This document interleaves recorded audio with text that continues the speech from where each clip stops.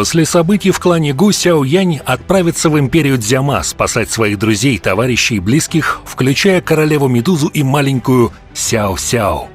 Пребывание в клане Гу и встреча с предком Сяо Сюанем принесли невероятные результаты. Сяо Янь к этому моменту будет на пике 8-й звезды почтенного воина. Не теряя времени, он принял решение вернуться в павильон падающей звезды. Там он ощутил присутствие множества мощных аур. Весь павильон изменился за эти полгода. В нескольких ключевых городах он смог различить по 2-3 почтенных воина. Благодаря авторитету и могуществу Яо Лао в павильоне действительно собрались сильнейшие эксперты. Но Сяо Янь начал ощущать тревожное предчувствие. В воздухе витало напряжение, словно надвигалась масштабная битва. Поэтому он как можно быстрее направился к своему учителю. Яо Лао сообщил, что Альянс Янь оказался в беде, а точнее весь северо-западный регион пришел в волнение. На самом деле, там нет таких экспертов, как на центральных равнинах, и с силой королевы Медузы им ничего не угрожало, ведь Цай Линь уже стала почтенным воином. Итак, что же произошло? Фракция Духовного Льва начала крупномасштабную войну. За менее чем полгода примерно половина региона Северо-Запада попала под их контроль. Это было довольно необычно, чтобы одна фракция смогла захватить такие территории. Сяо Янь сразу понял, что тут что-то нечисто. Как мы знаем, здесь не обошлось без помощи Зала Душ. Исходя из новостей того региона, много экспертов Зала Душ присоединились к фракции Духовного Льва. Но какова же была их цель? Не только уничтожить Альянс Янь, но и сбор душ. Фракции в центральных равнинах неподступны и сложны. Даже Зал Душ не посмеет вот так просто начать большую войну. Но на северо-западном регионе все иначе. Все, что от них требуется, появиться во время битвы в нужный момент и собирать души экспертов. В прошлом они подобным занимались по-тихому и никогда не начинали войны. Внутри у Сяо Яня все потяжелело после слов Яо Лао. Хоть он и не подозревал, к чему готовится Зал Душ, но он точно знал, что они готовятся к чему-то грандиозному. И это действительно так. Клан Хунь кое-что планирует и подходит к кульминации, разрешил ускориться. Северо-западный регион в хаосе. Качество поглощенных душ может и невелико, но количество очень даже, сказал Яо Лао, а затем добавил, что до Альянса Янь они уже стали могущественной силой под руководством Медузы и других высших экспертов. Но учитывая вмешательство Зала Душ, Альянс Янь попал в невыгодное положение. Сяо Янь и остальные поспешили им на выручку. Цай Линь тоже последовала за ними, так как переживала за особняк Небесной Змеи. Также Яо Лао направил несколько экспертов павильона Падающей Звезды вместе с ними. Учитывая все это, Сяо Янь решил немедленно отправиться в империю Дзяма. В Альянсе Янь находится Медуза, его братья и все члены клана Сяо. Вот почему он просто обязан вмешаться, пока не стало слишком поздно. Пришлось отложить дела касаемо пламени Лотоса Очищения, а поскольку центральные равнины находятся очень далеко от северо-западного региона, Яо Лао решил построить червоточину. Постройка такой протяженной червоточины из центральных равнин в северо-западный регион не по силам обычному почтенному воину, но, к счастью, Яо Лао обладал мощью мнимого святого. Вначале Яо Лао воспользовался временной червоточиной, чтобы доставить туда группу Сяо и Сянь. Когда же он завершит стабильный проход, она станет связующим звеном между павильоном и северо-западным регионом. Только представьте, павильон Падающей Звезды и Альянс Янь станут единой организацией. Сяо Янь провел вдали от родных земель очень много лет. Ему было интересно, как поживает старший брат, второй брат и остальные. Особенно Медуза. Как много времени уже прошло. Наверняка его ребенку уже 4 или 5 лет. В таком случае я, наверное, уже стал отцом. Особые эмоции вспыхнули в его сердце, когда он подумал о ребенке Цай Линь. Через пару дней червоточина была завершена. Начался сбор и приглашение помощников. Условия для экспертов – исключительно стадия почтенного воина. В качестве награды Яо Лао пообещал 3 целебные пилюли 8-го ранга. Учитывая такие награды, люди стекались со всех концов. С нынешними способностями Яо Лао ему несложно приготовить пилюли 8-го ранга, только если речь не идет о 9-м ранге. Яо Лао лично отбирал людей и выбрал 20 экспертов среди всех пришедших. Сила каждого из них составляла уровень как минимум почтенного воина 3 звезд. 3 из них даже достигли уровня почтенного воина 8 звезд, лишь немногим слабее Сяо Яня. Спустя 3 дня на вершине горы стояло в общей сложности более 30 почтенных воинов. Волны необъятной ауры исходили от них, а пространство даже слегка дрожало от излучаемого давления. 20 приглашенных экспертов, а остальные — это собственные силы павильона. Яо Лао дал Сяо Яню несколько старейшин с силами почтенных воинов 5 звезд. Как мы говорили ранее, за это время с репутацией Яо Лао павильон стал крайне могущественным. Старший Ху был сильнейшим из приглашенных на пике 8-й звезды почтенного воина. Кроме того, вместе с 2 другими они были 3 близнецами, и если они объединят силы, то сумеют одолеть даже почтенного воина 9 звезд. Сяо Янь неловко себя чувствовал, подсчитав количество таких могучих практиков. Воспользовавшись червоточиной, их случайно выбросило прямо на вражеской территории фракции Духовного Льва. Сяо Янь внимательно изучил карту и выбрал путь на юго-запад, который проходил по скрытным тропам, ведущим на территорию Альянса Янь. Их группа состояла из 30 почтенных воинов, и с такой мощной силой они могли бы без страха пересекать земли, находящиеся под контролем врагов, при этом стараясь скрывать свои ауры. По дороге они сталкивались с армиями фракции Духовного Льва, но встреченные силы были слабы, максимум уровня предка. Данные повергли Сяо Яня в тревогу. Положение Альянса Янь стремительно ухудшалось. Большая часть территории уже была утрачена. Стало ясно, что Зал Душ отправил серьезное подкрепление фракции Духовного Льва. Если объединить всех экспертов с различных фракций, на стороне фракции Духовного Льва имеется около 30 почтенных воинов. С другой стороны, у Альянса Янь всего около 10. Их силы попросту несовместимы. Большая часть сил Альянса Янь сейчас сосредоточена в загадочной Желтой крепости, стратегически важном пункте на границе империи Дзяма. Эта крепость – последняя линия обороны. И если она падет, весь северо-западный регион окажется под контролем врага, и Альянс будет вынужден отступить. Фракция Духовного Льва направила туда элитные войска, чтобы захватить ее и полностью подчинить себе регион. Понимая, насколько все серьезно, Сяо Янь ускорился. Он знал, нужно как можно скорее прибыть в крепость, иначе положение Альянса Янь станет безнадежным. В центральном здании крепости собрались лидеры и эксперты Альянса. Царила тяжелая тишина. В центре зала сидела Цайлинь, ее когда-то холодное и спокойное лицо теперь отражало усталость. Но спустя годы она не потеряла своей гордости и красоты. Среди присутствующих были и знакомые лица – Хайбадон, Гухэ, Фома. Все они выглядели старше, но их силы с годами только возросли. Однако даже их опыт и мощь не могли гарантировать победу. Сяо Дин, старейший брат Сяо Яня, отметил, что противник обладает подавляющим числом экспертов уровня почтенных воинов – около 30, и в открытом бою у них нет шансов на победу. Но есть еще надежда. Сяо Янь уже мчится к ним. Для них он был символом надежды и силы.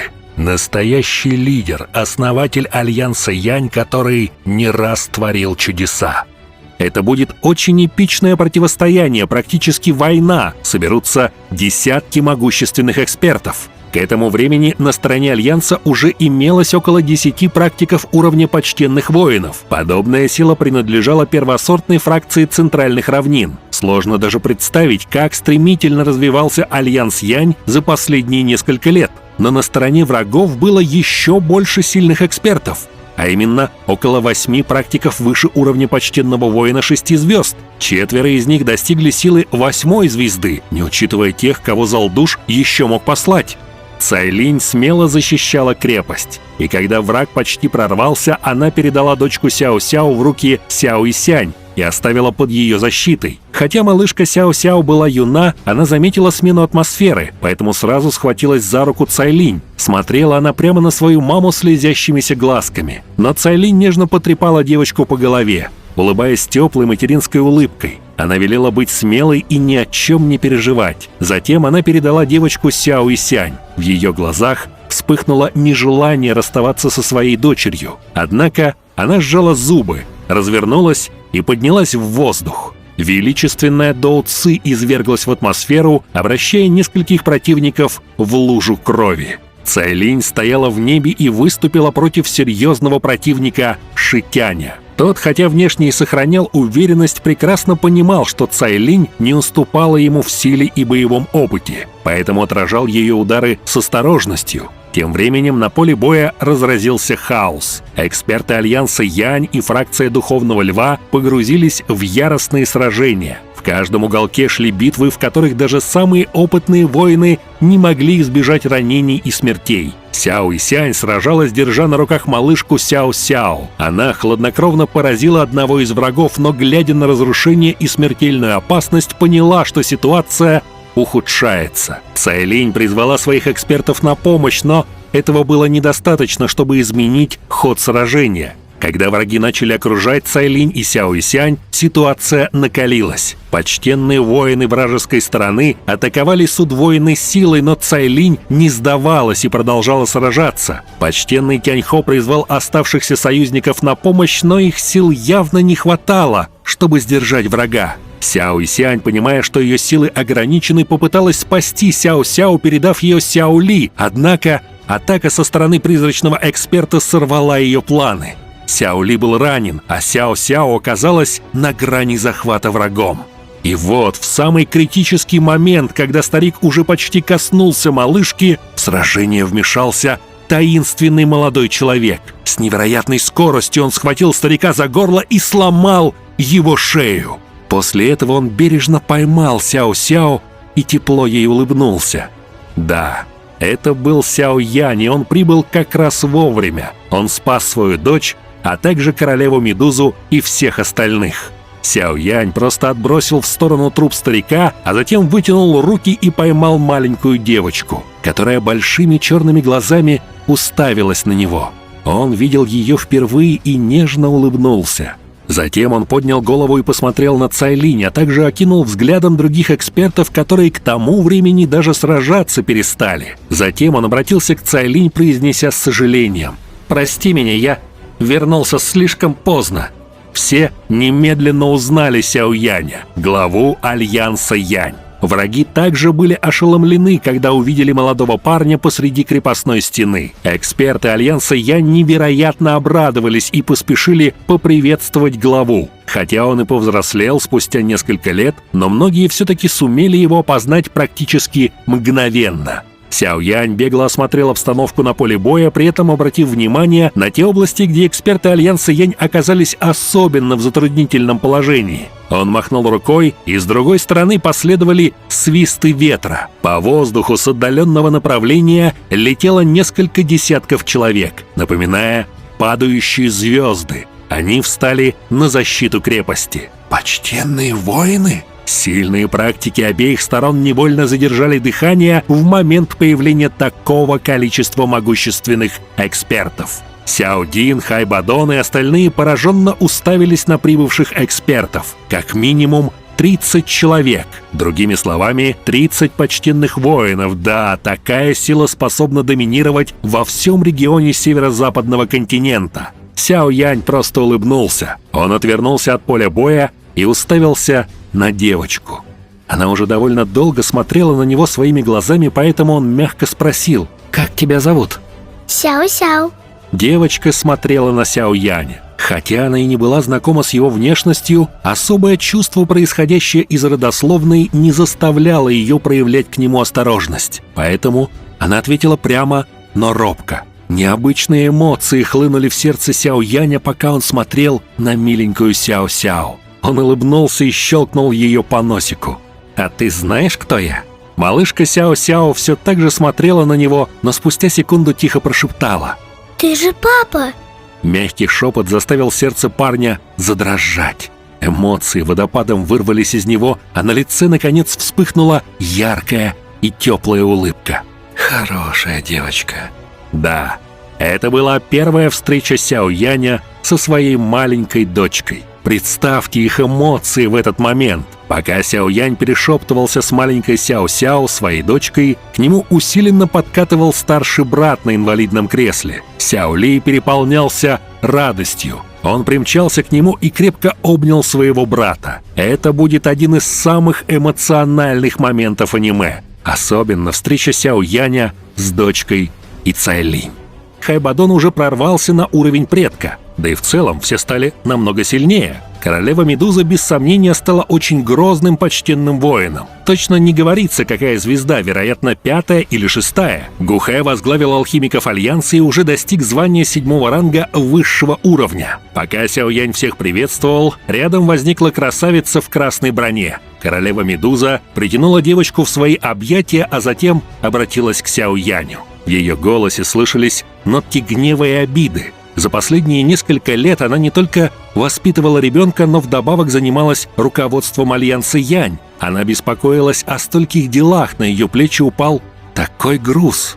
Сяо Янь молчал. Он смотрел на Цайлинь, а внутри себя ему было стыдно. Он сделал шаг вперед и нежно обнял ее. Игнорируя ее сопротивление, он заключил ее в объятия и тихо произнес: «Прости меня. Тебе и правда было трудно». Даже такая сильная личность, как Цайлинь, не могла остаться равнодушной. Неважно, какой сильной она старалась выглядеть на публике, сейчас негативные эмоции испарились после его теплых слов. «Оставь все остальное на меня», — улыбнулся Сяо Янь, а затем потрепал малышку Сяо Сяо за щечки со словами: «Дочурка, не отходи от мамы». На стороне врагов было много почтенных воинов. Сяо Янь поднялся шагами в воздух. Он смотрел прямо на своего противника, одного из главных среди нападающих. Его звали Шитянь, и он был на уровне почтенного воина 6-й звезды. Не теряя времени, противник собрал всю свою силу и устремил на Сяо Яня мощнейшую атаку. Золотистый свет его меча вспыхнул, словно огненный поток, направляясь прямо к нему. Но Сяо Янь стоял непоколебимо, не делая и шага назад. Он даже не думал уклоняться, и это поразило всех присутствующих, ведь даже другие мастера на стороне Цайлинь знали, что принять удар Шитяня было бы самоубийством.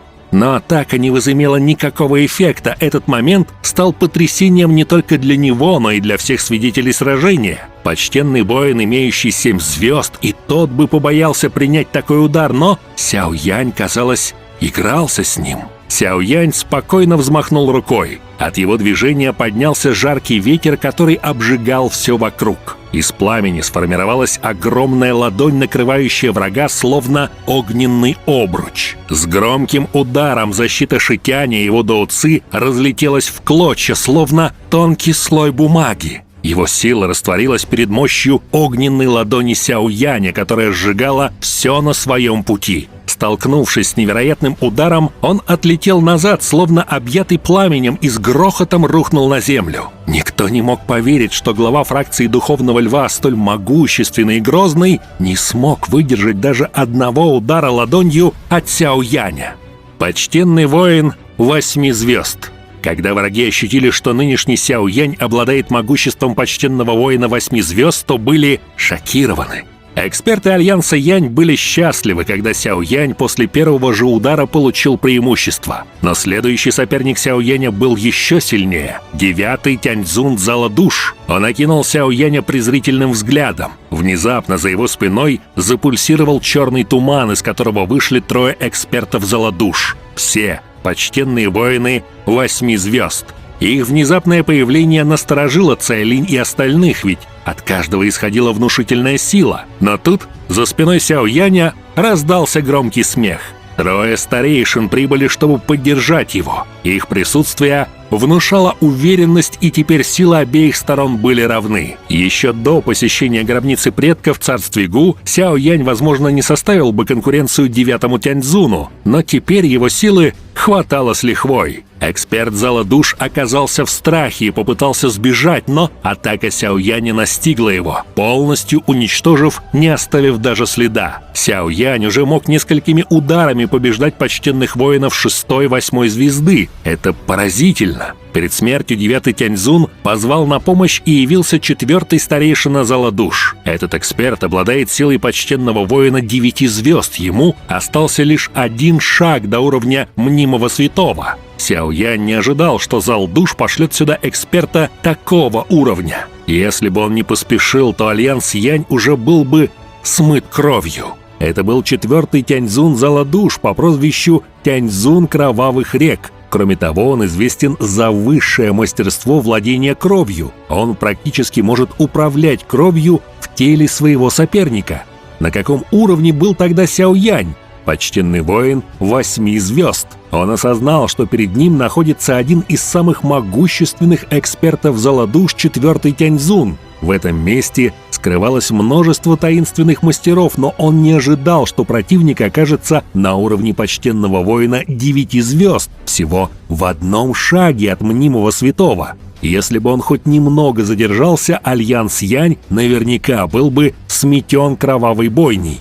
Аура 4-го Тяньцзуна, холодная и зловещая, распространилась во все стороны. Кровь во всех находящихся поблизости начала бурлить.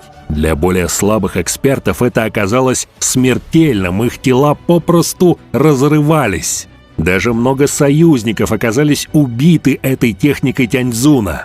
Глава фракции Духовного Льва Ши Тянь, тяжело раненый, с яростью обратился к 4-му Тяньцзуну, обвиняя его в нарушении соглашения, поскольку тот убивал даже людей из его собственной фракции. Но старик поднял руку, указывая на противника, и резко сжал ладонь. В тот же миг тело Ши Тяня взорвалось. Никто не посмел пойти против, увидев смерть своего лидера.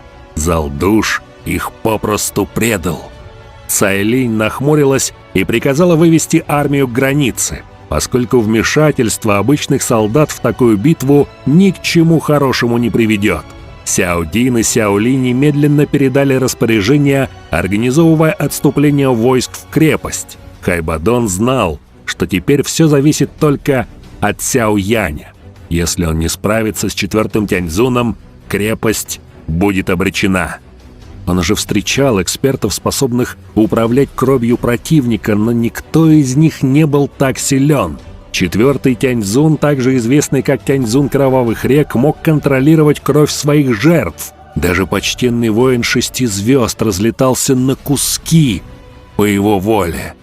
Пока Сяо Янь размышлял, 4-й Тяньцзун медленно шагнул по воздуху. Сяо Янь высвободил свою доу-ци наружу, превращая ее в пылающее пламя, защищая свое тело. Однако 4-й Тяньцзун лишь рассмеялся, уверенный, что его высшее мастерство владения кровью не поддается блокировке. В следующий же миг Сяо Янь почувствовал, как его кровь начала неконтролируемо бурлить, словно готовясь вырваться из сосудов.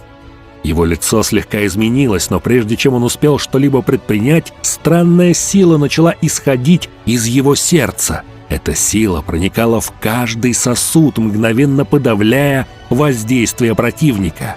Это была родословная, полученная им в небесной гробнице. Он не ожидал, что она окажется настолько могущественной, что даже техника 4-го Тяньцзуна не сможет на нее повлиять. 4-й Тяньцзун был потрясен, ведь его техника доу-ци класса Тянь работала даже против мнимых святых, однако на Сяо Яня она не подействовала вовсе.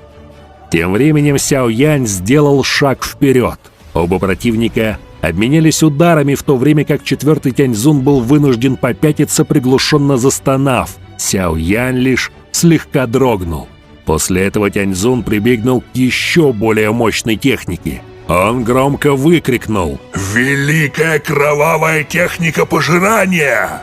В тот же миг тела всех экспертов, слабее почтенного воина в радиусе 3 километров, разлетелись на куски, а их кровь устремилась в его тело, наполняя силой. Его аура стремительно росла. Сяо Янь внимательно наблюдал за изменениями в ауре 4-го Тяньцзуна. Хотя его уровень уже превосходил обычного почтенного воина 9 звезд, он не мог сразу прорваться на уровень мнимого святого. Промежуток между этими уровнями огромен. Его преодоление требует особого процесса, известного как 9 этапов достижения святого. После усиления его глаза окрасились алым, а из тела вырвался густой кровавый туман. Он сформировал кровавое облако, источающее зловещую ауру. Сяо Янь мгновенно отреагировал, выпустив 5 сгустков небесного пламени, которые начали разрушать кровавую энергию. Затем он добавил серое пламя преобразования жизни и активировал технику выброса пламени 5 колец, создавая 5 огненных духов, сливающихся в спираль из бушующего пламени. 4-й Тяньцзун использовал небесную ладонь кровавого зла, сформировав гигантскую кровавую ладонь, несущую разрушительную силу. 2 мощные техники столкнулись, вызывая взрыв ужасающей энергии, который потряс землю. Однако в тот момент, когда 4-й Тяньцзун ослабил внимание, перед ним появился Сяо Янь. Старик не успел среагировать, когда парень активировал великую небесную ладонь созидания. Мощный удар разрушил защиту и заставил его истекать кровью. Попытавшись сбежать, 4-й Тяньцзун увидел, как Сяо Янь мгновенно оказался у него за спиной, раскрывая ладонь, в которой уже сформировался пламенный лотос из 4 видов небесного пламени. Старик понял, что проиграл, но уже ничего не мог сделать. Лотос обрушился на него, вызвав мощнейший взрыв, и небо окрасилось бушующим огнем. Спустя мгновение с огненной бури вылетела человеческая фигура, похожая на пушечное ядро. Человек издал жуткий вопль. Это был 4-й Тяньцзун Зала душ. Он выглядел ужасающе. Его тело было покрыто ожогами, одежда изорвана, а кожа обуглилась до такой степени, что в некоторых местах просвечивались кости. 4-й Тяньцзун с глухим ударом рухнул вниз. Море крови мгновенно испарилось, и в этот же момент в небе показался Сяо Янь. Он спокойно смотрел вниз. Его глаза блестели холодным светом. 3 его мощнейших удара серьезно ранили 4-го Тяньцзуна, почтенного воина на пике 9-й звезды. Но несмотря на тяжелые повреждения, тот все же выжил. Если бы не его почтенное тело и защитные методы, он наверняка был бы уже мертв. Избавляться от сорняков нужно с корнем. Холодный свет вспыхнул в глазах Сяо Яня. Он явил мощный столб ослепительного яркого пламени. Огонь тут же обрушился на 4-го Тяньцзуна. Тот с трудом открыл глаза. Он находился в шаге от смерти, но, несмотря на это, сумел активировать нефритовый пространственный камень. Черный туннель мгновенно раскрылся позади старика, создавая мощный вихрь, затягивающий его внутрь. В следующий миг он исчез в пространственном разломе.